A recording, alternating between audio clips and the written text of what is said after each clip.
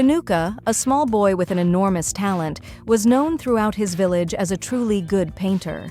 He had a wonderful imagination that filled his canvases with bright, impossible colors.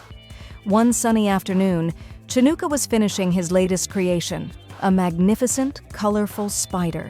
He used every bright pigment on his palette: vivid blues, electric yellows, and deep, shimmering purples. It was a masterpiece of pattern and hue.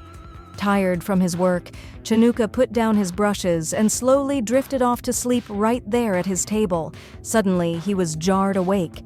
His eyes snapped open. He stared, unable to believe what he was seeing. His painted spider was no longer flat.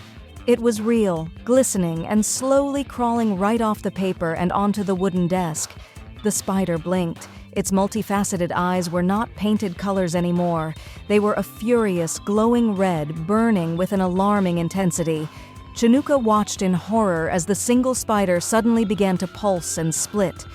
In an instant, it became 10 identical, horrifying spiders. A nightmare come to life. The 10 creatures scattered. They skittered toward a dark, nearby tunnel. Inside, people were milling about, unaware of the approaching danger. Panic erupted. People screamed and desperately began to run away. A young girl was caught in the path of the scuttling horde. She stumbled and fell. Fear gripped her. She shouted furiously, tears streaming down her face. "Help me!